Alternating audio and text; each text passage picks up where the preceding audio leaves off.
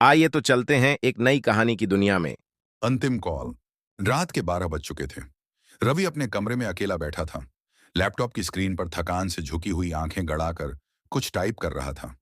बाहर हल्की बारिश हो रही थी और हवाओं की सनसनाहट खिड़कियों को झकझोर रही थी।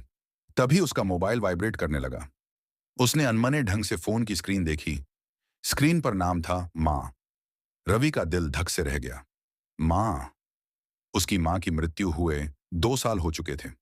उन्होंने कैंसर से लंबी लड़ाई लड़ी थी और रवि ने अपनी आंखों के सामने उन्हें दम तोड़ते देखा था। उसका हाथ कांपने लगा।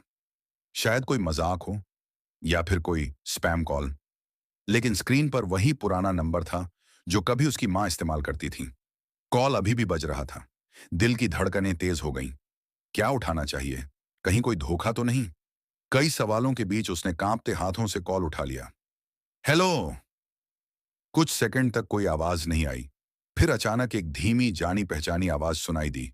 बेटा, दरवाजा मत खोलना। रवि को लगा जैसे उसके शरीर का खून जम गया हो। ये वही आवाज थी, मां की आवाज।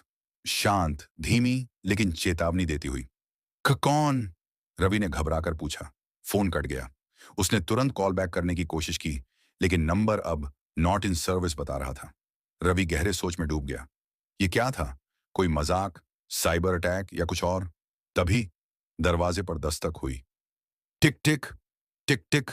वह चौंक कर उठा। इतनी रात को कौन हो सकता है? फिर वही आवाज, थोड़ा जोर से। रवि, दरवाजा खोलो। अब डर उसके चेहरे पर साफ दिख रहा था। वह धीरे से दरवाजे की ओर बढ़ा, लेकिन मां की दी चेतावनी उसके कानों में गूंज रही थी। दरवाजा मत खोलना। उसने पीप होल से झांका। बाहर एक बूढ़ी औरत खड़ी थी। झुकी हुई पीठ, सफेद बाल और चेहरा। मां। वह फुसफुसाया। चेहरा हूबहू उसकी मां जैसा लग रहा था, पर कुछ अजीब था। आंखें, वो काली गहराई में उतरती हुई आंखें, बिल्कुल वैसी नहीं थीं जैसी उसकी मां की थीं। औरत ने दरवाजे के बाहर से कहा, रवि, बेटा, मुझे ठंड लग रही है, अंदर आने दो। उसकी आवाज में कुछ था, जैसे किसी ने उसकी मां की आवाज की नकल की हो। रवि पीछे हट गया।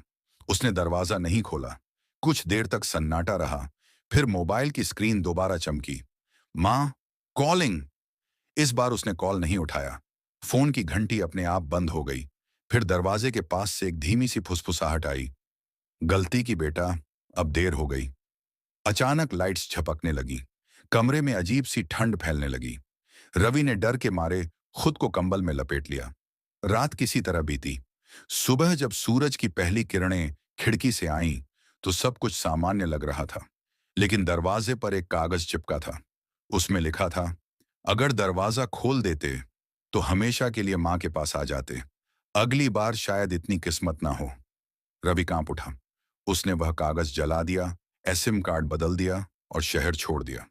पर आज भी हर साल उस तारीख को रात 12 बजे उसके नए नंबर पर कॉल आता है, मां के नाम से।